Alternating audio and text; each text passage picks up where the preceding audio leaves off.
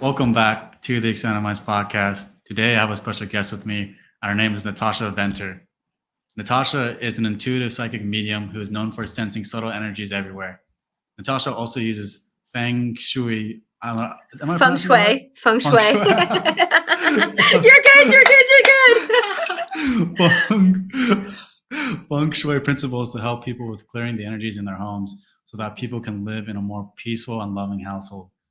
With knowledge of the spiritual world and past lives, Natasha seeks to awaken those who are ready to live a more awakened and intuitive life. So, with that being said, Natasha, welcome on. Well, thank you for having me. I'm so grateful to be here. I enjoy spreading the word of love, kindness, and how to be the human in a better form that we could be, because we're all struggling with who do we want to be, what do we want to do, and we're going through this spiritual awakening. Especially since the equinox here. That it's like, and we've been doing it for several years. It's been a lifelong process for many of us, but I just would love to help people learn how to be human in this spiritual world that we're waking up to, because we have so many things that we're negotiating with, past lives, our emotions that we never really been taught to deal with. So I love to help people with that. So, what I want to start out with is you, at least from looking at your story, like you remember yourself being born. Is that correct? Oh, Like you have definitely. memory. How do you have memory of you being born? Well, my soul has always been very proactive in many of my lifetimes. I've always had that knowing of myself. And this lifetime I was really awake coming in. And so and none of these are meditation type memories. These are all very much what I remember being born. I remember a lot of my life before the age of 3. And so with that this is something that my soul has always seen things. So the memory I have is, being up in the corner of a hospital room, and then this was back in the '60s to age myself here, and I saw a woman and a nurse and a doctor in the hospital room. Now this is all kind of clean, and then all of a sudden, whoop, I'm seeing the inside of a woman or a person, and then all of a sudden pop out, see a doctor, round face, white mask. He's older. I can tell he's older because of the kind of way that his hair is and that kind of stuff. And I pop out and I see him. And then another memory I have is being a baby. And I know I'm a baby and a newborn because all of a sudden my head is back. And then, I come up and I see my mom smiling at me. And this is, and my soul is not necessarily, or my eyes aren't seeing my mom. I know it's my soul. There's something about my soul that I just knew my soul was awake. So with that there's been a lot of this dance. And then there's this understanding memory of me standing, writing my contract coming into this world. Things. So like I've always had this knowing I wasn't going to eat certain foods. I've been poisoned, hung, told that I needed to do certain things, all these different things. And so I don't allow at a very young age, I didn't allow things down my throat because I wanted a cleaner life this time. I wanted to be in more control, I guess, with my body this lifetime because I hadn't had very many controlled lifetimes with my body. And so with that there's a lot of that knowing that I was negotiating with. And I'm still in the process of working through a lot of that, even at this age. Like I still don't drink smoothies because how many times does smoothies look like something that you had to drink when you're poisoned, So it's one of those things that I just remember. And so with that a lot of people talk about near death experiences. In a way, that was mine because I just know, I mean, I can see people's past lives like that, that, we all kind of have these things that we negotiate through. And I just have that doorway into the Akashic records, into a lot of those things about people that, it's just amazing when we can work that way. And a lot of people have to go through a near death experience to get that. I've been that way since I've been born. Okay, so you talk about living life like you felt like you're awake at a young age. So like when do those memories hit you, or is it like ever since you're a kid, you like I'm trying I to I like. don't remember not having them. Okay. I Okay. don't remember not having them. Huh. And so Yeah. then you have a connection to what we say the spiritual world. Like, what would happen in your early childhood that would remind you of where you came from? I always had this knowing that spirit was around me. I grew up in a house that, all I heard was, all the spirits. I remember seeing spirits. I remember, feeling like I was always being watched by spirits. People were looking out of my mom and dad's home, and just that thing my mom would always say, like at Christmas time, she would have to, she says, Natasha, would you quit picking the Christmas presents I picked for you? It's like, because I just knew what she had. I mean, I would be like, my dad was very intuitive. And so him and I would just talk, he would start the sentence, I would finish the sentence. So there was just this breath that I just knew about things. Like my cousins would always say, we come from an intuitive family, but there was just something different about you, Natasha. Whenever you spoke, which you didn't speak very much because you were so shy and quiet, but when I spoke, I guess I had something to say that was like, wow, yeah, that was something I needed to know. I just knew about it. I didn't necessarily know about the angels and that kind of thing, but yet I always had this knowing that I was a part of something greater than just this world. Oh, that's very interesting. So, like, when you're younger, when does the vocabulary come in to start to explain some of these things? Like, did your parents help guide you through this, or like what? So, I mean, you already mentioned how past lives and things like that. Like, how as a kid, like, did you know what a past life was, or was like when does the language come in? Well, I just knew that I had dreams. I had, like those synchronistic moments where you just saw images, coming through. Like I always had this dream of, walking out of a house, having two children, and seeing 3 to 5 braves in front of me on horseback, and I knew that my husband was off getting cows, but I also knew he didn't come back. There was just something about this that did this. And so there's these knowings that I had, like, I always had this knowing that me sitting on a spaceship watching the earth being made, that, and I'm not seeing myself in the spaceship, I'm seeing myself outside of a spaceship. And so with that I just always knew this earth was made. And so there's things I don't have language from like books. I, like I was saying earlier, that I'm very dyslexic. And so for me, spending time with myself was the easiest thing I could do, because I couldn't go into anything else. I couldn't go into books to separate myself from myself. I was an only child, only kid on the block, so I didn't have anybody to play with, but playing in my own knowings. And so with that it just became something that I was aware of and never really got away from. Wow, that's interesting. So, if you have knowings, for example, when you're a kid, did you know that the kids around you, like, were you conscious of the kids around you? Maybe they lost their knowing, or maybe they are not.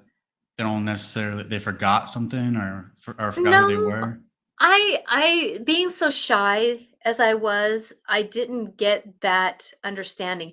The thing is that when I went to school, my parents put me into a Catholic school because it was so close to home.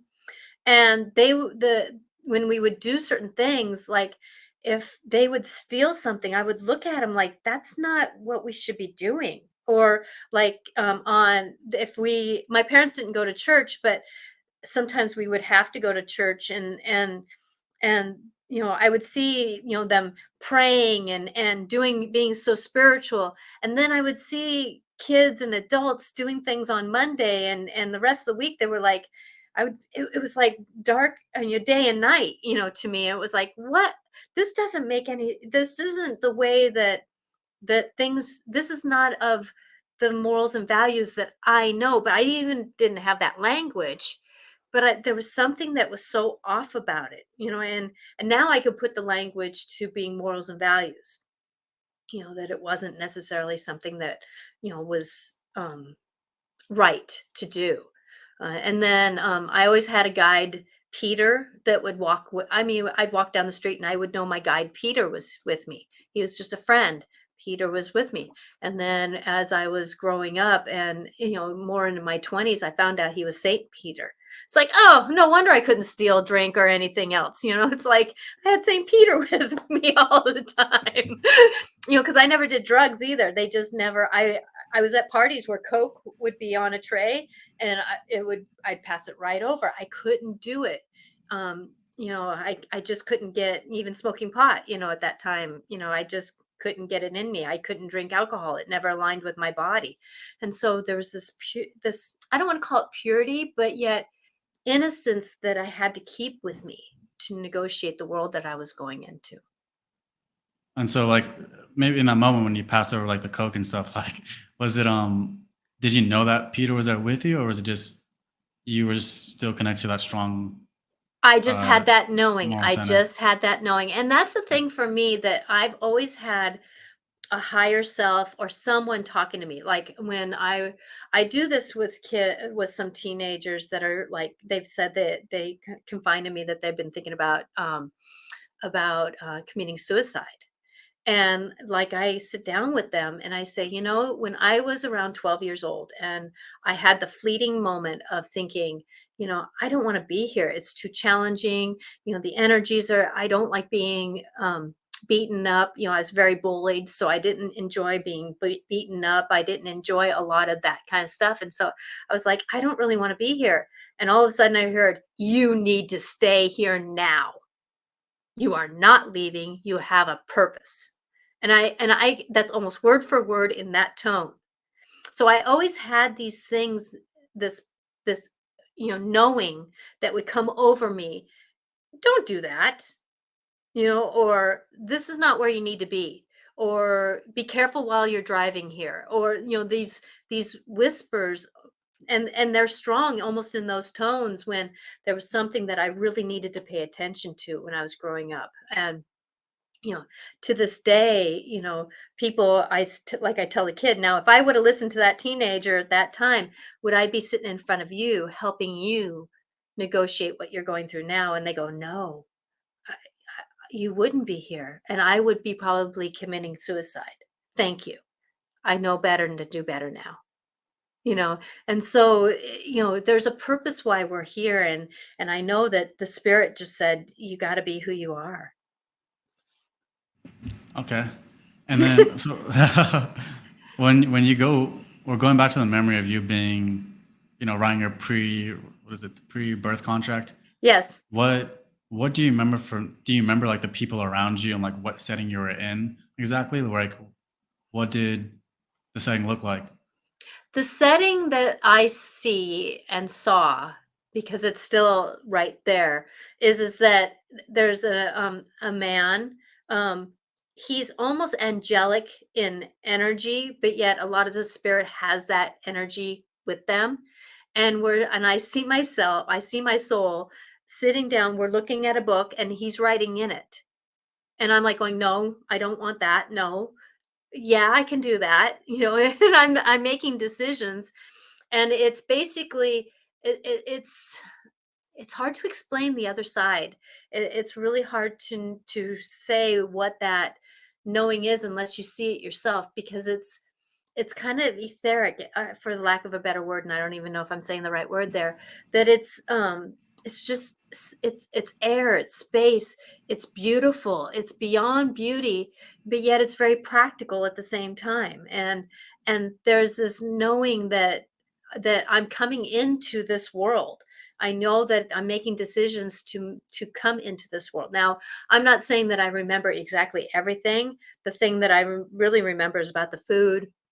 I also know that I was meant to negotiate certain things about this world. And now I have the knowing that this purpose in my life is now to shine my light no matter what.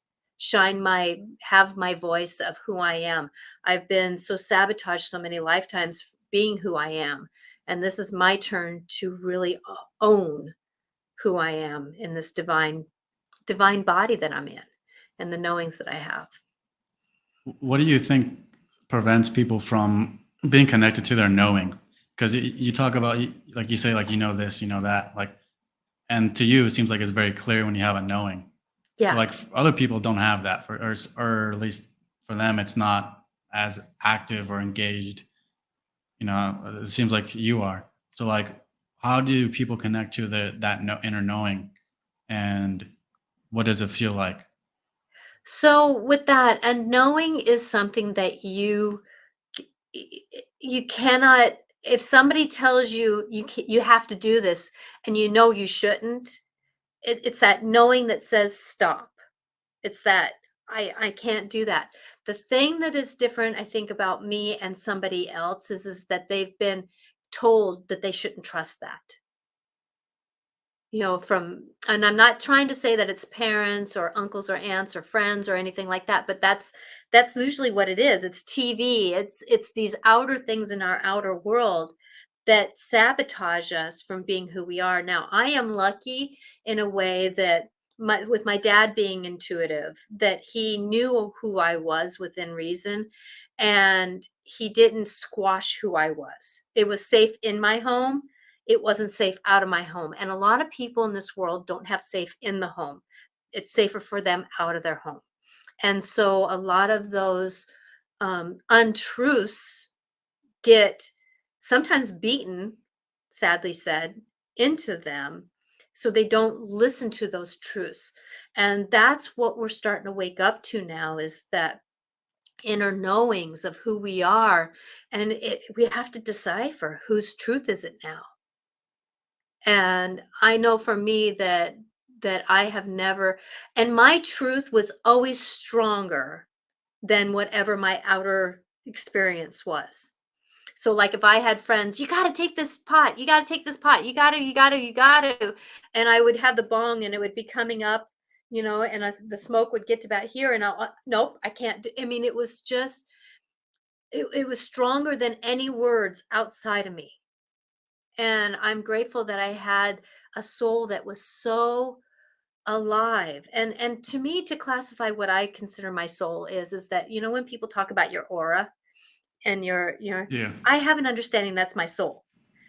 My body is the skeleton of my soul, because my soul is so big. And when we're working with the energies of our soul, that it is about trusting that knowing, that inner gut. A lot of people haven't been told to trust that. They've been told the opposite. You don't know better. You don't know how to do that. Why are you thinking you know how to do that? And now, being in the elementary school that I'm in, and the system that I'm in, or the I'm witnessing a lot of these kids who are old souls learning how to be in a young body, and these souls are so awake with their knowings that they're struggling with a lot of people trying to shove things down their throat, and it doesn't sit right with them, and that's why we're having so much of this battle. But with me, it was just something I've had my whole life. Wow, that's so interesting because especially as a kid, I was really connected to my knowing. At least I remember. Like one thing that would happen, for example, is like, my parents didn't let me walk to school because they felt like the neighborhood we were in was dangerous. But I had Hmm. like inner knowing. I was like, no, if I just walk over there, like I'll be fine. Like I really trusted myself, and I knew that if something bad was gonna happen, like I would sense it. Hmm. And as a kid, like obviously no one told me about intuition and things like that, but I just had that inner knowing. But Knowing, obviously my yeah. parents thought I was crazy for thinking that. And so they kept me more protected and shielded from, just in case something happens. Another thing that I could remember too, for example, is like how you mentioned seeing people's auras. Like I can feel when someone had like a beautiful soul and something that was pure. Hmm. And so I didn't really look at people's looks. Like when I was a kid, when I looked at somebody, I never looked at their looks in order to kind of determine who they were. But over time, I it's can like, concur with that one. People yeah, say, "What did they look like?" But I know they were like this, and this, and this, and this. yeah. So like, so it's very, like I would look at people, and then I'd sense their energy, and I could tell like they're a very loving or good person. And I think that over time, though, especially with a lot of clutter, especially social media and things like that, you can easily get lost in facades and what do you call it, illusions of what you think people are, and then you get programmed in that way, and you can't really Yeah. sense those things anymore. Yeah, So like, and I call that we as especially the closer we are to birth, we have those knowings, and then we practice our way out of them because of different scenarios. You know, your friends, you're too embarrassed to speak something because your friends are going to make fun of you. You know, you practice not trusting that, and you go through your teenage years, and then you go through your, you know, and there's a lot of us who kind of take a sidestep to our trust and our union with ourselves, and pay attention to friends, we pay attention to realities, we pay attention to survival in our life, we pay attention to other things, and then we lose ourselves until we get to be more older again. And that's where a lot of people are starting to get woken up, in their 30s and 40s. But yet at the same time, though, you're looking at how we're starting to wake up more in our 20s, and there's a lot of teens out there that are starting to really say, wait a minute, I got to trust this part of me. But I can tell you, a lot of these people who are committing suicide, sadly, are the ones that hear these voices and they hear these things, but yet they're not in the vibration of the negativity of this planet is just too strong, and they don't know how to handle what they're so bombarded by this intuition that's coming to them, this knowings that are coming to them, that are waking up, but yet the vibration of negativity is so strong and it's too much of a contradiction, and they can't separate it out. They don't have those tools to separate it out. And that's the sad thing about waking up. We got to trust the shadow work. We got to trust that part of us that's going to be, uneasy and sometimes angry, about, well, why couldn't I know this when I was younger? Well, because we weren't meant to. have you seen people connected to their inner knowing, like before they weren't connected to their inner knowing, like maybe they got disconnected from it? What is it like for them to be recentered into it? Is it like a scary process? Is it like, do people find it terrifying, or is it more of like a gentle easing back into like themselves? Like, what do you see people? It depends on the person, and I can say yes to all of those because it really depends on the person. At It what really point, Go ahead. like for people like that find it terrifying, why do you think it's a terrifying experience connecting back to who they really are? Well, if you're someone who lived in the very 3D world, in the very black and white, restricted, a lot of people who have had abuse, and they struggle with trust. They struggle with understanding why life is the way it is. That when you're working with waking up to spirituality, it's a big unknown. It's a big trust. There's no backing. I mean, science is just now catching up to spirituality, so there's no backing to it. It's so out there in the the shadows, the ethers, the ability, that how can you trust? Like if I say to you, you have Archangel Michael that stands behind you, you know, and that you have, these glows, your aura glows when he is standing with you because he's in sync with you.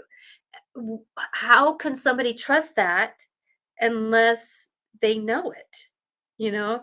And so waking up to that, now who's Archangel Michael? How can I trust something that I don't even know that's there? How can I, breathe? And that's part of the reason why I think that a lot of people have gone through the grief process, because grief is something that makes you more vulnerable. It wakes you up to who you are. It wakes you up almost to the spirituality, because you want to know where your loved one goes. You want to know what's happening. And when you have grief, you cross over a bridge and you can't go back. There's no going back after grief. You're not the same person anymore. And when you're going that way, you wake up a little bit more to that spirituality, and that's a doorway in. Not to say that the universe brings you through grief for that reason, but it's part of the process of going through grief. Yes, and then so what do you think? I watched some of your videos and stuff, and you mentioned kind of where souls go after they die, and there's like Mhm, a various amount of places that when people die, for example, or maybe just in out of body experiences, or maybe like in a dream experiences that they go. Like, mhm. can you touch on like where do people go in, you could say, out of body states? Because when you die, you go out of body. When you know dream at Well, night, someone out of body, so maybe in body. okay. So if you are if you walk in like for me, I can go places in my sleep. So I lived for a while 2 blocks down from my mom and dad, and sometimes not trying to do this to them, but I would go float up and check them out when they were sleeping. Just because I was so connected to my mom and dad. Like I said, my dad and I were, I always think of the soul groups like the rings of a tree. My dad and I were very single ring in the tree. We were two soul people. So our souls were very connected. So I would go check him out, especially when he started getting sick with colon cancer. That my soul just was worried about him, and so I would go and float. So you can float around. If I say like, oh, I was over in England helping somebody out of in a car wreck, I was over literally in England in my sleep. My soul was over there. So your soul can do walks, right? But when you're talking about crossing over into passing, this is what I've witnessed. This is what I've seen. This is what my dad has talked about. This is what angels have said, is that there's different avenues. So if somebody was very angry, 3D world, troubled in this lifetime, very, maybe abused, very, had a very hard time, that they cross over and their loved ones come and get them, but there's also this kind of group of helpers. I'm going to call them angels. I'm going to call them guides. I'm going to call them whatever they are. And they kind of go through a more gentler um, experience going back into the spirit world. They go through that connection of being. Now, if you talk about my dad, who had always one foot in this world and one foot in the other world, it was a quick shot. It was a quick jump.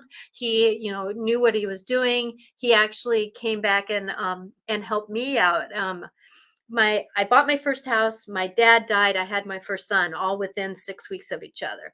And so I was pregnant. I was at the last parts of my pregnancy with my first child when my dad died.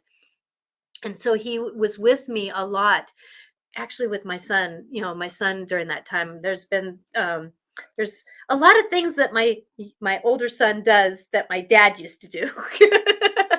So they spend a lot of time together. So if you're an awakened soul, there's a different journey that way. If you are one that has committed suicide, there's another group of special aligned beings, angels, guides, whatever, whoever, to help you cross over and have a life understanding process with that. So your soul doesn't just go, "Oh my God, what am I here for?" You have this grace and ease going forward. I know that when you cross over, there's a lot of family members that help you cross over too. So it's an easier taking. My mom, who had Lou Gehrig's disease, she could not breathe. You couldn't even hear her. You had to, press your ear to her mouth to hear her breathe, because Lou Gehrig's disease, it takes the muscles out of your body. Your heart still beats, your eyes can still blink, but the muscles for your lungs, your stomach diaphragm muscles, are what make your lungs breathe, and which makes your voice being able to be heard. And so her diaphragm muscles stopped working, and so it was hard for her to get air out to talk. I was sitting in another room and she said, "You're not taking me, I'm not going." And that was a week before she passed. And I went, "Oh crap," because I knew she was at the end of life. She was not going to survive anymore. She was, skin and bones. She hadn't eaten for a long time, even though we gave her IVs. Lou Gehrig's disease is not a fun disease to basically die from. And it was like, so I knew that there was loved ones. Her mom was coming, her dad was coming, their angels were coming, but she was so primed into wanting to live here. She wanted to be surviving. She wanted to live. Well, it took her a little bit longer on the other side to get into the life of, she had passed. She was working. She was doing, I knew my dad right away was around me. My mom, it took almost a year for me to feel her soul, because she was so, um, just a different type of soul walk, just a different soul. She was more 3D. My dad was very spiritual. Well, I want to continue like going forward with this conversation, but let me back up a little bit. Okay. So like, how do you even know, like, there's people out there that don't even believe that they're a soul. Like, what does it even mean to be a soul, for example? Like, because if you live in a very 3D rationalistic existence, for example, Mm-hmm. like if everything you can do is based off of what you see and you Being need to see human. it, Mm-hmm. yeah, being human, yeah. I mean, it's simple. But if you do everything based off of that, off of that, you don't really go off of your intuition, or Some that people could be do, they don't some know people do it. actually, and they don't. Yeah. Yeah, there you go. Um, but how do you awaken to your own soul? Because that can be another level. Because you use your soul to navigate the other world, for example. But for somebody who's not living an awakened life, they don't even know what is on the other side of their existence. So what does it mean to be a soul? To be a soul is to understand that there's something greater out there, that we are energy. Like when I come and hug somebody, they go, "This is one of the best hugs I've ever had." Because I understand that there's energy. Where somebody who has an unknowing of their soul, they're in a way they're almost, and I get that there's some people who are meant to be just 3D people. That's what their soul was here to learn, to be human, to experience just the 3D world. It wasn't meant to wake up. It wasn't meant to know more. And so the soul, I don't want to say shrinks down because it never shrinks down, but it kind of it gets quieter. It's not so vibrant. It's not so alive. And you can wake up at any point in time during this journey, but there's a lot of people who who are meant to stay in the 3D world. And so with that, they might go to church and they get these chills about things, but they say, "Oh, that's just goosebumps." They don't get that that chill vibration is something that they're aligned with, the story that their soul is saying, "Yes, you're finally, feeling the joy of what love is truly." And that kind of stuff. So it's one of those negotiations that it's hard to explain a shut down person because they are just basically, they're very legit, they're very scientific, they're very linear, they're very mathematical, they're very if it's right brain, I think, they're very, very much, one-sided. And that's okay to be that way. That's if we didn't have those people, like my husband, he's very black and white. He came from a Lutheran military Midwestern um, you know family. So for me, being very, this is my soul, this is love, and I work with divine love. It's like he's like, "Oh my God, what?" you know like I would be saying, he'd be saying, "We got to get this and this and this and this done, we got to leave right now." And I'm like going, "Honey, we can't leave right now." He goes, we got to leave." And I go, "Okay." We would leave, and then we would sit in traffic. Now he trusts me a little bit more, and we literally haven't. He says, he said to somebody, "My wife's more right than wrong." And I don't try to be right. I trust something greater than me. I also have an understanding that in a way, for a lack of a better word, my higher self is the brain of my soul, and I trust the brain of my soul who has experienced so much more than I have.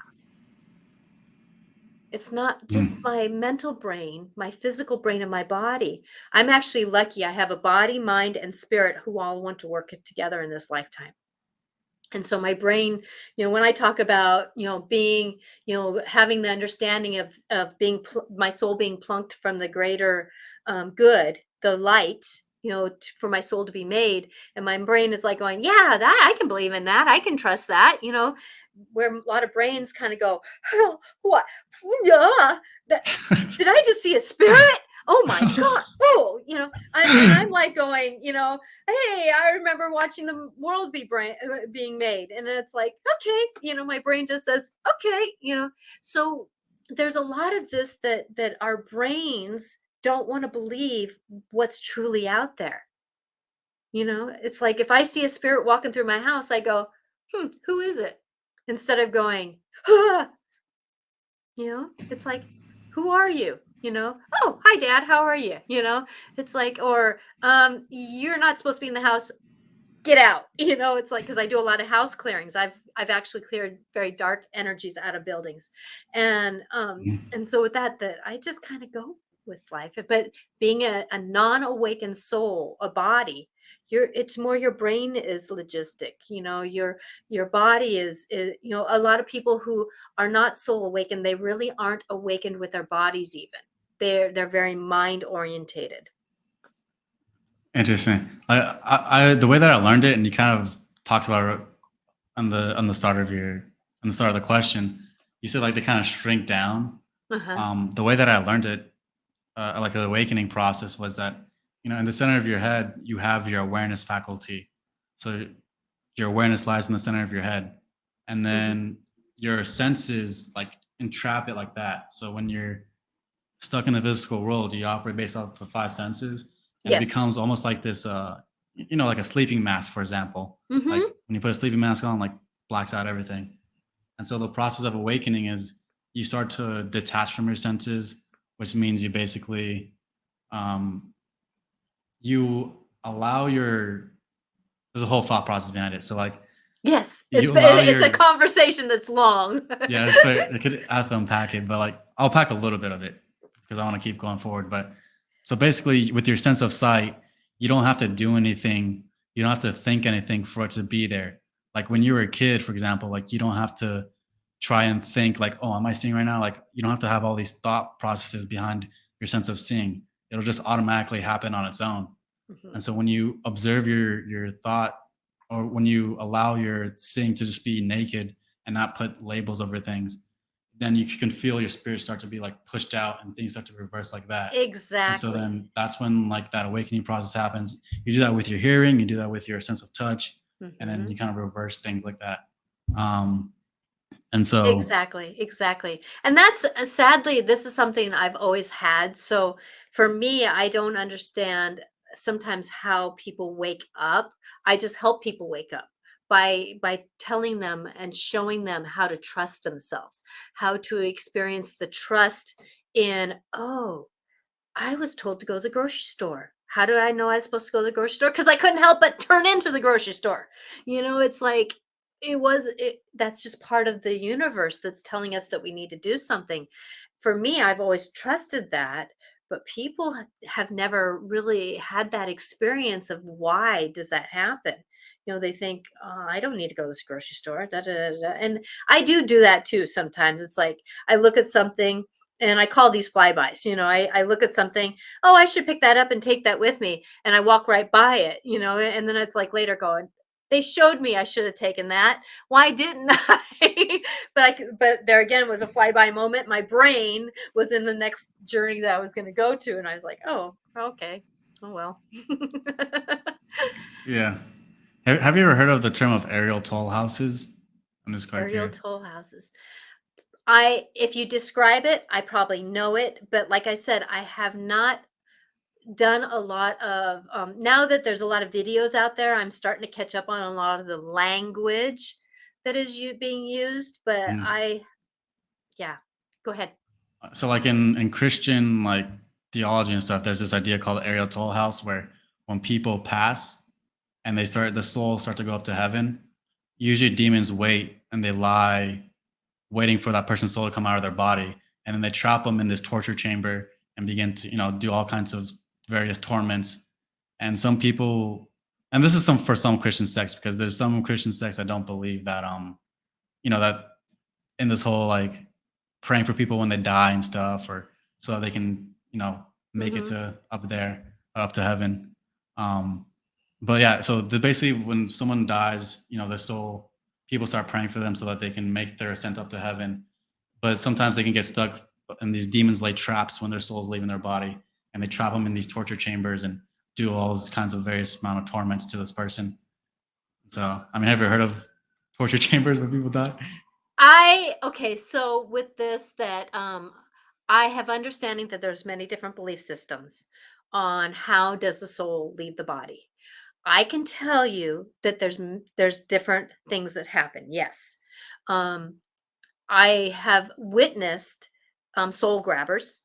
I have actually cleared a house, or I helped start the clear of a house that there was a soul grabber in it, and he was a very powerful being of that region, of that town.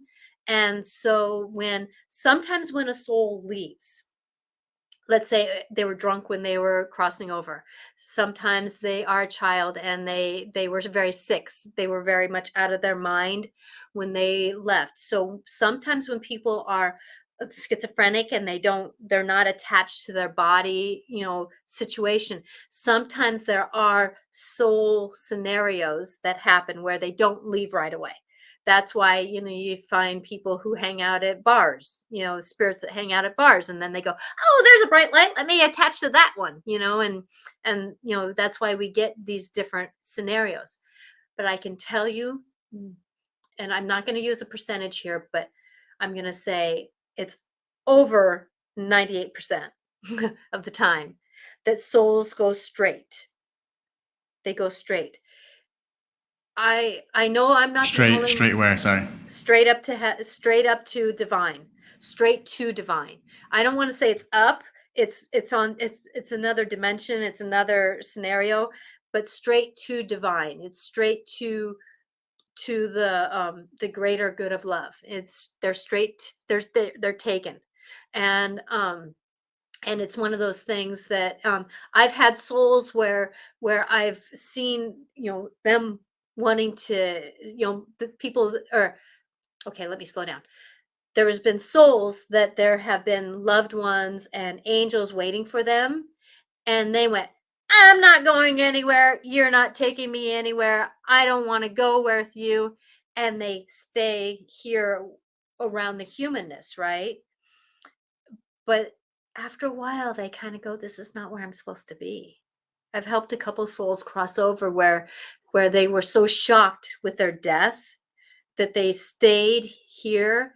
But then after a while, that I was able to talk with them about where you're going is with love. And I work with Archangel Azrael. He's the angel of timekeeper. He's the actually death and rebirth angel. He's the one of helps with transformation. And so I call him in, and he helps cross people over. And if there's more struggle with that, then I ask Mother Mary to come in or Jesus to come in. And their love is so grand that it you only the soul's only comforted when they sit down with them and just have a conversation, and then the soul ends up crossing over. But I can tell you that like over 9/11, I helped the soul cross over at 9/11, and when the towers came down, and she came to me. I'm in Washington State, and she came to me, and I helped her leave her body, or leave her body, and then we took a last walk around her apartment. I wish I could find her husband. I wanted to give him a message, but there's no way to find him. And said goodbyes, and then we walked out of her apartment that she had, um, and looked up, and the ring of angels, the ring of angels that were around, and the song that they were singing, and the colors were so, and all the souls that were leaving were being sung home. Like, The was it a Gregorian chant or was it like a? They it w I can't, no, it wasn't, it was just a song, and I can't even, it was like just a, "Ah," it was very just grace. It was a song of grace, and these souls were going up, in their timing to home. They were being sung home, and these angels were hand to hand, opened up the just opened up like a portal, you know, through the clouds, opened up the clouds, and we're singing these souls home. And I still get chills to this day about it. It's like, because it was so it was so beautiful, this song, that I was hearing. It was just, you can't sing it. There's no tone in the human form that can have that tone that angels sing. It's beyond words, beyond words. So how exactly can you walk me through the process of like how when you first step into a house and you're helping a soul cross over, for example, like are you seeing the soul? Like how do you in a how do you first create a connection with the soul and then It help it, you know, come out? Like are you seeing it? Are you having some kind of spiritual out of body experience when you're saying this? Like what is it like? No, I am like I am. And then if I'm talking, like if you're the soul, I kind of walk up and go, "Hi, how are you?" So you see it What almost like physically or is it I have everybody in their intuition see things differently. So for me, I have it's almost like my third eye is a camera. And so in my brain I see what the soul is, and then I sometimes see a shadow, sometimes I see the energy form of it, but I get the picture of what the soul is like. Let's say I was at a friend's house, and there was a teenage boy that had committed suicide, that was within the block. And he walked into her house, and I felt him sitting on the stairs, and I just walked over and I sat down on the stairs and I said, "Hi, how are you? What's going on with you?" And he was very scared. He was very scared. He did not trust where he was going. And I held his hand energetically. It's like, it's okay, you can trust. And it was a conversation. It took me about 15-20 minutes of a conversation to have with this being. And then I called in the angels and I showed him that he could trust them. And then they took his hand and then they walked him away. And I'm so grateful when the souls can learn to trust. Now, there's some souls that are very dirty, very nasty, very egotistic, very dark, and that's where I call in the workers, Archangel Michael. I call in the angels of the house. I call in whatever I can, and they don't get a chance to really have a discussion. Sometimes I do have a discussion saying that, this is not your right place. You need to move on. You need to go. And I trust that whoever needed to take care of him has taken care of them, and they move on.